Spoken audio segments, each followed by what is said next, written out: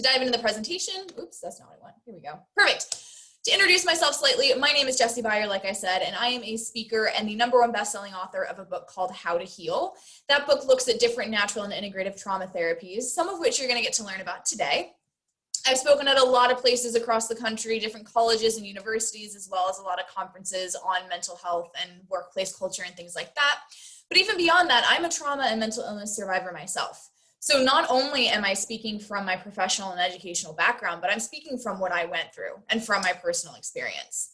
Finally, I am a University of Minnesota alumnus. We were the Golden Gophers, which I am convinced is probably the worst mascot out there. So I'm pretty sure you guys have me beat when it comes to mascots.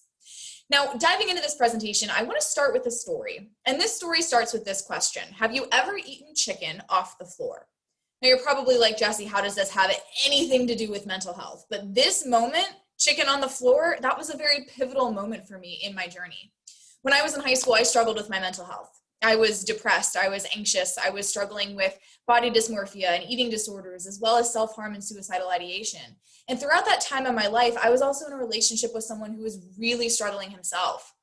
Now, when he opened up to me about everything that he was going through, I decided that I was going to be the person responsible for him. I was the person responsible for his health, for his mental health, for his happiness, and ultimately for staying alive.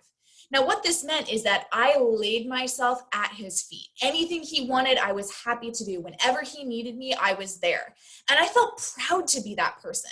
I felt so honored that I was the one he chose to open up to. And I was going to respect his secret and do everything it took to keep him alive. Now, he was kind of on a downward spiral or slope with his mental health, and I was kind of one step behind him. And as things started to get worse, I asked him to make me a promise. This promise was that if he ever decided to take his own life, he would give me a hug first. Now, this promise served two purposes, the first of which was so that I knew and I could do something to prevent it. But the other was so that if I chose not to do something, if I chose not to prevent it, I could be with him as he moved from this life into the next. You may be wondering why I would even consider not intervening in that. But in that moment, I knew how hurt and angry and betrayed I would be if he took away that power of choice. When you're struggling with your mental health, it's often very common for things to feel like they're just out of your control. Life is happening to you, your emotions are spiraling, and there's nothing you can do about it. And to have that final decision and control, that can be very appealing to some people. Like I said, I knew how I would felt if he took that control away from me. And so there was a potential that I was going to let him honor that wish. Now, it was the spring of my junior year of high school. I had just gotten home from track practice and I was eating some chicken in the kitchen. I got a text from him that says, "Can you come over and say goodbye?" Now, that was the one and only time in my life I have ever passed out. And I woke up and I was sitting on the floor. There was chicken everywhere. And I jumped in my car to drive to his house.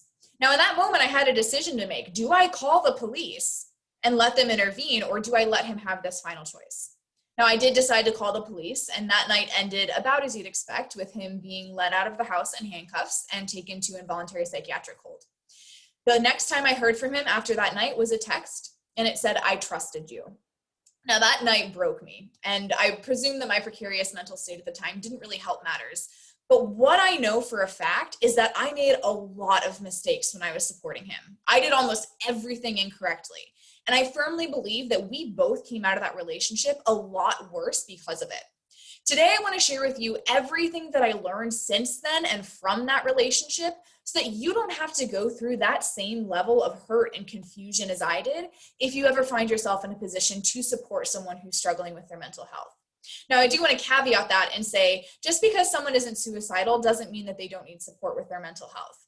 What we're going to talk about today is applicable to every type of situation and relationship, from, hey, I'm nervous about my exam next Tuesday, to I am suicidal and I'm thinking about killing myself. So everything you're going to learn, it runs that gamut. It applies to all those situations. So let's dive in. This presentation is going to have 3 parts before the Q&A. The first part is what not to say. So many of the most common things that we think of to say to someone can actually be really hurtful and detrimental to them in their healing journey. So why are the things that we say hurtful and what do we not say? And then the second part of the presentation is, how do you support them? What are some things you can do? What are some resources you can connect them to? And the third part of the presentation is, how do you keep yourself safe and supported throughout it? Now, in this first part, this is where we're going to be using the chat box. So what's going to happen is I'm going to put a sentence up on the screen. It's going to be something that you shouldn't say, something that can be hurtful. And I want you to take a moment to think of how you would feel if that's how I responded to you. So for example, you open up to me about your mental health struggles and I say whatever the sentence is on the screen. Would you feel invalidated? Would you feel unheard? Would you feel angry? Whatever those things are, I want you to let me know in the chat box. Now, the reason I'm having you do this is because I want you to kind of start to understand what it could feel like to be on the receiving end of one of these statements. Now, some of them are a little bit blunt and a little bit rude, and you're probably like, I would never say this, which is a good thing. But some of them are really, really common things that we can say even when we have the best of intentions. So I want you to start to think about why these may not be the best things to say. So the first one is, I know what you're going through. Again, as an example, you open up to me about your struggles with depression and I respond, oh my gosh, I totally know what you're going through. I went through the exact same thing, and then just kind of launch into my story about my mental health struggles. How would that make you feel if that was my response to you? So as the person who's opening up, how would that make you feel? What would you want to say back to me? Let me know all that in the chat box and we can start a discussion around this.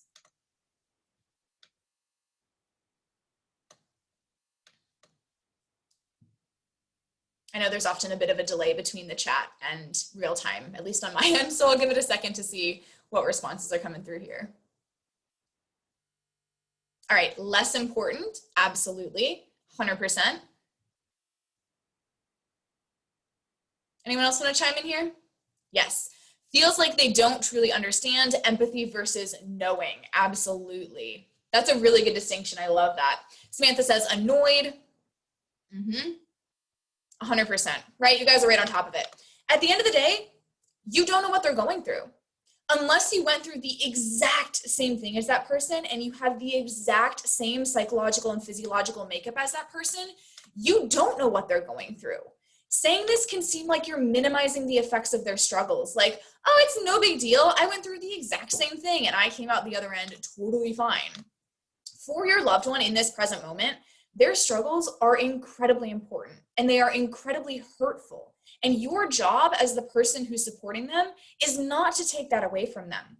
It's their emotions, it's their experiences. And maybe they don't want it to be that way, but it is. And that ownership will allow them to start their healing journey. The next one I want to talk about is, I'm so sorry for you. So again, as an example, perhaps you open up to me about how your mom was just diagnosed with breast cancer. And I say, I am so sorry for you. And maybe nod emphatically and put my hand on your shoulder. But that's about all I have to say on the matter. How would that make you feel? Let me know that in the chat.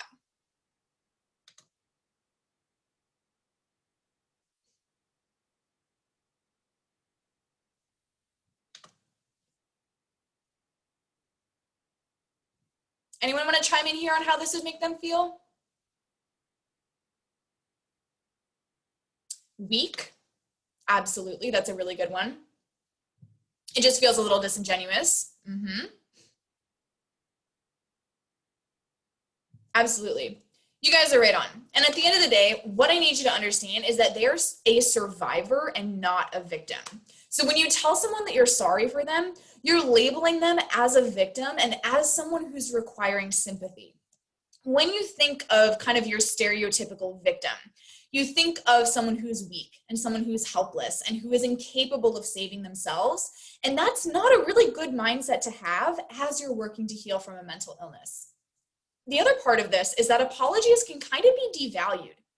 I'm of the opinion that you should only apologize when two criteria are met. The first of which is that you actually did something wrong. You did an action that caused another person harm, and that's when you should apologize.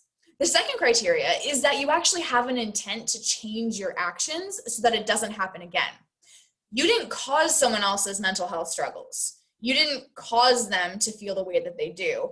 And because of that, you can't change your actions because your actions didn't cause their mental illness. So your apology can be a little bit empty, right? What happens then is if you actually do hurt their feelings or you do something wrong, you do an action that causes them harm down the road and you have to apologize for that, it's going to seem kind of empty because this person just thinks that you apologize for everything. And therefore that apology that you really need and that you really need to deliver isn't really the most, I guess, powerful that it could be. Now, this is another one that we don't want to say. And this is one of my favorites because it always gets people riled up. It could be worse. So you perhaps share a story with me about how you were mugged on your way home from school the other day, and I'm like, well, you're still alive, so I guess it could be worse. How would that make you feel? And you can let loose a little in the chat as well. How would that make you feel? Angry? Yes, 100%. I would be angry if someone said that to me too. Like they don't really care? Absolutely. Like my problems don't matter? Most definitely doesn't feel that way. Absolutely. You guys are right. Now, this is what I call the starving children in Africa argument. And this is the idea that just because there are starving children in Africa or there are people experiencing horrible things around the world, that doesn't mean that you can't be hurting and that you can't be struggling. Mental illness is not something that discriminates by race or economic status or anything like that. Just because you happen to have a lot of money, for example, it doesn't mean that you can't struggle with your mental health. So I want you to keep that in mind as you're supporting someone who maybe on paper it seems like they have it all, but that doesn't mean that the inside has to match that outside. What this could do, if you tell someone, well, it could be worse, you're still alive, is it really invalidates their feelings and emotions and tells them that they're being over dramatic, that their emotions and reactions are unwarranted. And again, that's not how we want to make someone feel. In essence, it is completely useless to compare the severity of mental illness or trauma. One of my favorite quotes, it goes like this. It says, the person who drowned in 1 foot of water and the person who drowned in 20 feet of water are both dead, right? It doesn't matter how much water they drowned in, it matters that they drowned. And it's the same thing with mental health and mental illness. Anyone who's struggling with their mental health or suffering from a mental illness, they're hurting, they're struggling, they're trying to heal. And it doesn't matter whether you or Susie down the street had it, quote, worse than they did. The next one I want to discuss is it'll be okay. And to illustrate why this isn't necessarily the best thing to say, I want to tell you a story of a friend of mine. She lost her father when she was 7 years old, and she vividly remembers all these family members and friends coming to her house for the funeral, and all of them were saying, it'll be okay, it's going to be okay, it'll be all right. And she remembers that all she wanted to hear in that moment was that it was okay to not be okay. It was okay to be hurt and angry and sad and confused and all of those messy emotions that she was feeling in the moment. Yeah, maybe it would be okay sometime down the road, but she needed to know right then and there that it was okay for her to not be okay. If you guys have a pretty similar reaction to that, if you think that, yeah, I would feel the same way if someone keeps telling me that it's going to be okay, let me know that in the chat. And while I'm waiting for some of those responses to come through, a lot of other students that have heard this and listened to this presentation, a lot of them have asked when. That would be their response to someone saying this to them. When is it going to be okay? How do you know that it's going to be okay? We often get a few fortune teller jokes in there as well. But the essence of this is that how do you, as someone who is not me, know that it's going to be okay? And when is it going to be okay? All these questions kind of cynically start popping up in the person who hears this after they open up about a struggle. So let's see here. There we go. The gist of this, right? The reason we don't want to say this to someone is that it might not be okay. It really might not, or it might not be okay for a very long time. And either of those outcomes are completely okay. What this does is it places kind of an imaginary timeline on their healing. Like, okay, we're here right now, and then okay is over here. And once we get to okay, then we're good and everything goes back to normal and we don't have to talk about this again. It's not really how healing works, you guys, and I'm sure you understand that. Every individual needs to work through their healing process at their own rate. Some people are going to take a day to heal. Some people are going to take a year. Some people are going to take 20 years, and some people may never heal. And all of those timelines are completely okay. What I also need you to understand is that telling someone this implies that everything goes back to normal after they heal. And that often isn't the case. Going through something so deep and emotional as a trauma or a loss or a mental illness can irrevocably change the person. A lot of those changes can be good. I mean, for example, I came out of my mental health struggles with so much more strength and empathy and compassion for those around me, but I am not the same person that went into that period of my life. When you tell someone this, what might happen is that they're going to try to get to okay. But they're going to try to get to the okay that they were before they had their mental illness or experienced their trauma. So they're going to be working and they're going to be working and they're going to be trying to heal, and they're never going to reach that destination of okay. That could then completely dash their hope and their ability to heal. And as someone who's supporting them, that's the last thing you want to do. Remember, your job is not to tell them how to heal or even tell them when to heal. Your job is to allow them to feel their pain for as long as they need to and be there for them throughout that process. The next sentence I want to discuss is another one of my favorites because people get super riled up about this as well. They didn't mean to hurt you. Now, this one particularly pertains to survivors of some sort of interpersonal trauma. So a sexual assault, a mugging, a car accident, a break-in, something like that, where there was another person involved in their trauma. And a lot of people, especially when they know the perpetrator, they have some sort of response like this. So if this was my response to you, if you opened up about a sexual trauma or a mugging or a break-in or something like that, how would that make you feel? And how would you want to respond to me? Let me know that in the chat. Betrayed, invalidated and unheard, absolutely. Powerful words, all three of those. Like the other person's intentions matter more to you than my own experience, absolutely. I mean, that's really it in a sentence of why this is not a good thing to say. Anyone else want to chime in here? Awesome, perfect. Well, yeah, that last sentence really summed it up perfectly. For trauma healing specifically, the purpose of the healing journey is not the intention of the person who caused the harm. It's on the reaction of the person who experienced the trauma. And it really doesn't matter whether the person who caused the trauma had good intentions or not. What matters is that the person you loved, the person who experienced this trauma, is deeply hurt and they're trying to heal. And it really doesn't matter who the other person was or how good of a person they are. You, as someone who's supporting them, it would be really good of you to remember that distinction when you're approaching them and their healing journey.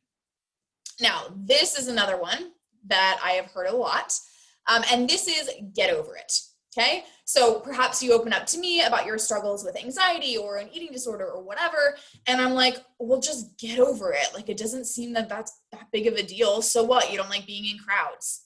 Some sort of invalidating response like that. Now, this is one of the ones where you're like, I would never, ever say this to someone that I love. And I hope that that's true. But every single one of the sentences that I'm sharing with you today is something that I have been told by a friend, by a family member, by a partner. Everything that I'm sharing with you is something that someone has said to me that has made me feel a certain way that was not good and that I didn't want to feel again. And that's why we're having this discussion. Some of these sentences as well are from other trauma survivors, other people who have struggled with their mental health that I know and that I've talked to professionally, and hearing, again, the same things over and over and over again, that these sentences and these phrases are really, really common to hear.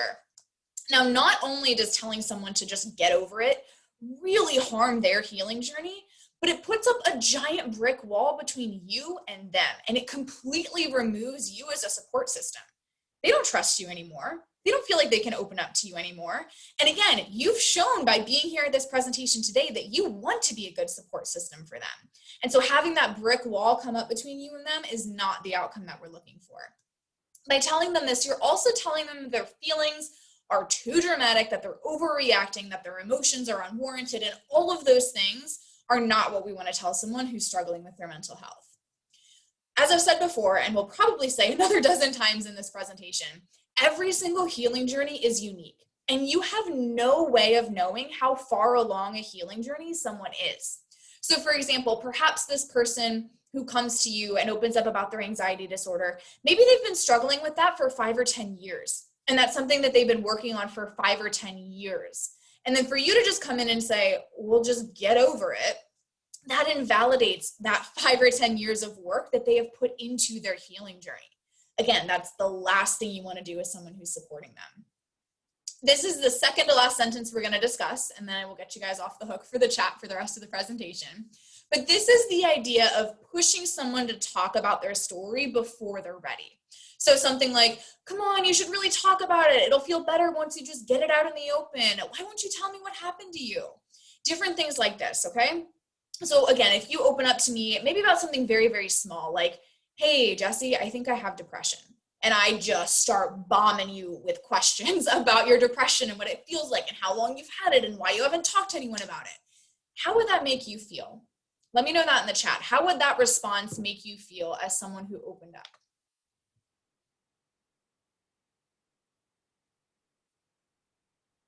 They're trying to rush the healing process. attacked for not reaching out earlier. Yeah, that's powerful, right? The last thing you want to do is attack someone who's coming to you for support.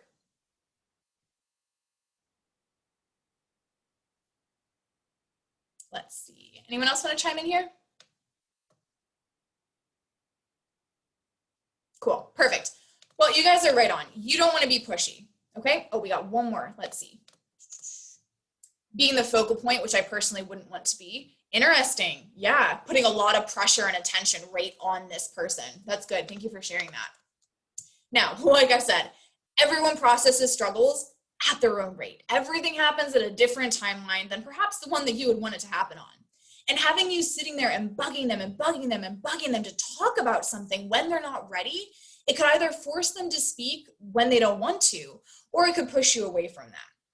Now, pushing them to take that step, that could be anywhere from impossible to destructive. Impossible in the sense that they won't. They just won't talk about it. They'll shut down. They'll push you away. Or it could be destructive, in that opening up about a trauma or a mental illness before you're ready can actually be re-traumatizing, okay? If you find yourself reacting this way, where you were just so curious to know what's going on with this person, you kind of need to take a look at yourself. You kind of got to ask yourself what your motives are. Why are you so curious about what happened to them? And then maybe reevaluate your position as someone who's supporting them.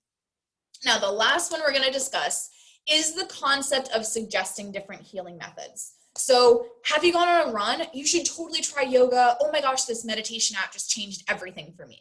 It's kind of those suggestions. Now, oftentimes when I talk about this, I have a bunch of people in the chat. They're like, oh shoot, I have said this a lot to people that I care about. And this is probably the most surprising one that is on my list of 8 things you shouldn't say to someone. We're going to talk about why, but if you have any guesses as to why this isn't really the best thing you can say to someone, let me know that in the chat before we dive into the answer. So any guesses as to why suggesting different healing methods is probably not the best thing you could do for someone? No guesses? Life isn't one size fits all. Absolutely. We're going to talk more about that and why that's 100% true. So thank you for sharing that. Perfect. Alrighty. So first things first, you're not really qualified to give this information. Your role as a friend or family member is to be there for them and support them and love them unconditionally, not really to give them advice on how to heal. Unless you have training as some sort of psychological or medical professional, that's not your job. I'm assuming because all of you are students that you don't have that level of training, which is completely fine, right? Perhaps you're on the path to get that level of training, but as a friend or family member, that's really not your job. Even if you've been through a healing journey yourself, there is no guarantee that what worked for you is going to work for them, right? Just like one attendee said, life isn't one size fits all. So you run the risk of actually harming their healing journey if you tell them what to do and it goes really badly. So just to give you an example here, this is a story that was told to me by a woman named Barbara, and she's a dance movement therapist from Minneapolis. This is the story of a client of hers before he was a client of hers, and he was struggling with PTSD. He, on the suggestion of one of his friends, went to this crazy dance party thing that was supposed to release all this pent-up trauma. He's like, okay, whatever, I'll give it a shot. So he goes, and then in the middle of this crazy dance party, he starts having a psychotic break. Now, the people who are running the dance party, they don't recognize that. They can't support him, and none of the people in the crowd can recognize that or support him. And him having that psychotic break in the middle of this suggested healing method set him back multiple steps on his healing journey. Now, I'm not saying that everything you suggest is going to result in your friend or family member having a psychotic break, but just to give you their mental need to be and wanted to so you have a bit of a better understanding of what it does mean to hold the space for someone. First, trust your intuition. Because it is a nebulous process, the only thing you really have to go on is your intuition. So trust your intuition and give the person you're supporting permission to trust theirs as well. Next, don't overwhelm them with information. It can be really tempting to throw books and pamphlets and blog posts and podcast episodes about healing at this person, but the last thing you want to do is swamp them with so much info that they don't even get started on healing. Next, allow them to keep their autonomy and make decisions for themselves. This allows them to have that sense of control and normalcy in their life, which is often lacking when someone's struggling with their mental health. Next up, Recognize that their failure is not your failure. In other words, keep your ego out of it. If they have a setback, a flashback, a trigger, a panic attack, whatever that is, that does not mean that you held the space for them improperly. It does not mean that you were a bad friend. Their healing journey is their healing journey. It is not a reflection on your ability to love and support them. Next up, and this is kind of the essence of holding the space, you want to create a safe space for them where they can come to you in any emotional state and they're not going to be judged, shamed, or criticized. None of those three things should be a part of your relationship with this person. Then offer help in a way that does not make them feel incompetent. So remember that story I shared of walking into a room and someone starts catering on you while everyone else is just staring at you. That kind of makes you feel incompetent. So you don't want to come in and just take over this person's life, but you do want to offer help in a way that still supports them as an adult, but takes a little bit of that load off their shoulders. Next up, make sure that they know that you are able and willing to catch them if and when they fall apart. Now, this does not mean you text them every day and being like, hey, I got you, I got you, I got you, because that's just super annoying. But when you show up with strength and compassion and empathy, this willingness to catch them will come through in your mannerisms. Finally, allow them to make their own choices, even if they're different than the choices that you would make. So if they want to eat differently or exercise differently or go to a different type of therapy, that is their choice to make. It's not yours. Now, the only caveat with this is that if it is a life-threatening addiction or any sort of dangerous situation, definitely step in. Do not have the same internal debate that I did, that I described in the beginning of this presentation. But in general, allow this person to make their own choices. Now, the next strategy and the final strategy I want to share with you about how you can be a good support system for someone is connecting them to resources, because you cannot do it all. You play an incredibly important role in your loved one's healing journey, but you are not a mental health professional. If they would like some additional help, you can connect them to licensed mental health professionals near you so they can get that level of support. But the question you may be asking is, how do I find these people? Like, what's out there? What resources are available? So I wanted to take a couple minutes before we move into the third part of the presentation to discuss some different types of therapy that are available. Now, these could be things that you're like, hey, I kind of want to check out for myself because I may benefit from this. Or these are things that you can help refer your friend or family member to or help them find a therapist in. So the first type of therapy I want to discuss is talk therapy. And talk therapy is pretty much what everyone thinks of when they think of therapy: two people in a room talking to each other, right? This is things like dialectical behavioral therapy, cognitive behavioral therapy, basically talking therapy. There's a great database of therapists at psychologytoday.com, and you can sort them by gender, by specialty, by what insurance they take. So that's a really great resource if you or someone you know is looking for a talk therapist. Next up is EMDR, which stands for Eye Movement Desensitization and Reprocessing. What EMDR does is it uses bilateral stimulation, which is traditionally the therapist waving their hand back and forth in front of your face, to reprogram incorrectly stored memories. You can find therapists that are licensed in this field at EMDRIA, which is the International Association.org. And again, they have a great searchable database on their website as well. Next up is craniosacral therapy. And despite the picture, it is not massage. Craniosacral therapy involves the laying on of the hands of the practitioner, applying a very, very small amount of pressure, and activating the body's natural healing mechanisms, the same mechanisms that heal cuts and bruises and broken bones, in order to release some of the stuck energy of mental illness. Now, there is no one certifying body for craniosacral therapy, but a database of practitioners can be found at iahp.com. And craniosacral therapy is often a common additional service with chiropractors. So that could be another avenue for you to look at as well. Next is mindfulness and meditation. And I know I kind of gave mindfulness and meditation a bad rap earlier, but they can be incredibly powerful healing mechanisms for someone who fits that modality. Now, there is no one certifying body, so what I would recommend doing is finding a therapist, checking their mental health credentials by looking for licensures like LPCs, which are licensed professional counselors, LCSWs, licensed clinical social workers, and then of course PhDs and MDs, and then asking if they incorporate any sort of meditation or mindfulness practices into their therapy practice. Next up is dance movement therapy.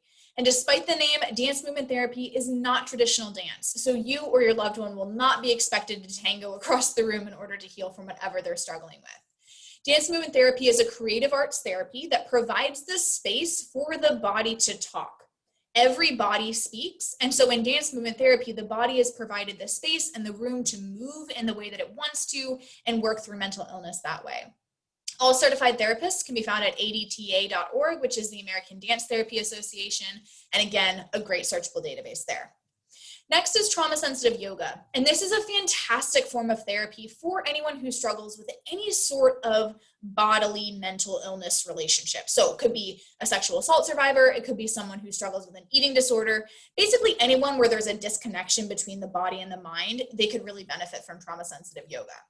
All trauma-sensitive yoga practitioners can be found at traumasensitiveyoga.com. And the goal of this therapy is to start to build that bridge and level of trust back between the body and the mind. So it's no longer two separate entities that don't trust each other. It's one that can receive signals from the other, learn from the other, and really trust each other. Next up is equine-assisted therapy. And there are two main forms of equine-assisted therapy, the EGALA model and the EPONA model. The EGALA model uses a lot of metaphors and a movement of the scene and horses in front of the person to really act out a story and heal from mental illness, whereas the EPONA model uses a lot of movement and mindfulness activities with the horses, again, in order to work through that mental illness. Therapists in the EGALA model can be found at eagala.org, and therapists in the EPONA model can be found at eponaquest.com. That's EPONA quest.com. Next up is canine-assisted therapy, and this is probably the second most common therapy on this list of 10 that I'm going to share with you. Therapy dogs are fantastic because they can do a lot of different things. They can help break the ice, they can help engage in mindfulness activities, they can also help regulate the pace at which the person's story comes out, which we already talked about as why that's important. Again, there's no certifying body for canine-assisted therapy, so I would just do a Google search for canine-assisted therapists near me, and then again, check those mental health credentials. You can also visit the AKC's website at akc.org, which is the American Kennel Club, and they have a list of certified therapy dog training organizations, and then those organizations might be able to connect you to some of their graduates who are practicing canine-assisted therapy. The second to last therapy we're going to talk about is ecotherapy, and ecotherapy is simply the practice of incorporating nature into the healing journey. Again, there isn't a certifying body for ecotherapists, so the same process applies. Find a therapist, check their credentials, and then ask if they offer any sort of ecotherapy services. The final therapy that we're going to talk about is flower essence therapy. Now, this is a very new therapy in the US, but it is something that's incorporated into standard healthcare in places like Brazil, Switzerland, and Cuba, and is also very common in Spain. You can buy flower essences in basically their equivalent of CVS. What flower essence therapy does is it uses various flower essences, imagine that, to activate that same natural healing mechanism that craniosacral therapy does, and then release some of those top-level emotions and coping mechanisms so that the root problem, the root mental illness, can actually be addressed. There are also things called rescue remedies, which are individual bottles that are taken in acute situations, so things like panic attacks, flashbacks, things like that, and those can be found at directlyfromnature.com. I will say that finding a flower essence therapist in the US is more difficult than if you were in some of the countries I listed previously, but it is not impossible, and you just want to make sure that this person has been mentored by someone who has a lot of experience in flower essence therapy or has, again, a lot of experience themselves. Now, the third part of this presentation, before we move into Q&A, is just going to be talking about how to keep yourself safe. Now, remember, in my story that I told at the beginning about that relationship I was in, he was on a downward slide and I was one step behind him. And while I don't blame him for any of my mental health struggles, I do feel like I drug myself all over his jagged edges. Now, what that did was it caused a lot of resentment and codependency to build up between us. And my mental health severely struggled, even for years after his suicide attempt. It wasn't like I got out of that relationship and then I was good to go and we didn't have to talk about it anymore. No, this was something that took me years to heal from. This also isn't an entirely selfish thing to do either. I believe and I know that I could have been a better support system for him if I took better care of myself. So if you are the self-sacrificial type and you're like, no, I can do it, I can be a good support system for them, it doesn't matter about me, I want you to reconsider that. Because I think you will find that you will be a better support system for them when you do take care of yourself. So how do you do that? How do you keep yourself safe? First, seek your own help. Don't be afraid to use one of the therapy methods that I just discussed to find a professional of your own and get support for yourself throughout this process. Next, have someone hold the space for you. So holding the space is not a one and done thing. It's not like I hold it for you and then we're good. I hold it for you, and someone holds it for me, and someone holds it for them, and someone holds it for them, until there's this whole chain and web and network of people who are holding the space for each other. That's how this works in communities and on campuses. So don't be afraid to have someone hold the space for you too. Finally, remember the boundary, okay? You are not a therapist, and your role nor a therapist's role is more important than the other. It just starts to become a little bit detrimental when you try to become this person's therapist. Think of this from the other perspective for a second. A therapist is an unbiased third party, right? They are kind of separate from your life. So how weird would it be if they started showing up to Thursday night family dinner and gossiping about your boyfriend with your parents? That would be really, really odd, right? That would be very uncomfortable. They would not be a good therapist. And that same thing kind of happens if you try to become their therapist. You're biting off more than you can chew, and you're trying to fill shoes that are not yours to fill. That would be a good opportunity for you to refer them to someone who can fill those shoes. Now, to recap everything we talked about today, we talked about some of the things you shouldn't say, how some of the most common things that we say to people can actually be hurtful to their healing journey. Then we talked about the fact that they're normal still, so validate their emotions and treat them as normally as possible. We also talked about what it means to hold the space for someone and how that's probably the best thing you can do for them. And then we wrapped up by talking about how to keep yourself safe during the process, as well as some different therapy methods that you can refer them to if they're looking for that additional level of support. Now we are going to go into Q&A, but that is all the content that I have for you guys today. So I do want to point out a couple things here. If you have any questions that you want to ask personally, if you want to have a bit of a longer discussion, or if you just want to copy my slides, feel free to email me or reach out over Instagram, and I would be happy to send those materials to you or have those discussions with you. That being said, though, thank you so much for your time and attention tonight. I hope this was beneficial. I hope you learned something new. And if you have any questions, I would love to answer those now. So go ahead and just pop any questions that you have in the chat, and I will get to answering those.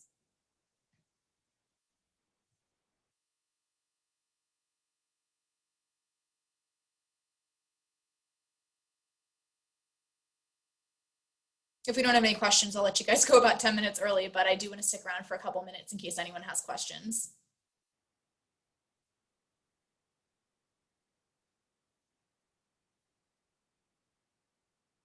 All right. Doesn't look like any are coming through the chat, so that either means I did a really good job or a really bad job. So if you guys have any questions later, if you sit on this material for a little bit and it turns out you have something you want to ask, please feel free to reach out to me again over email or over Instagram, and I'd be happy to answer those questions for you. But other than that, again, thank you so much for your time and attention, and enjoy the rest of your mental health awareness week.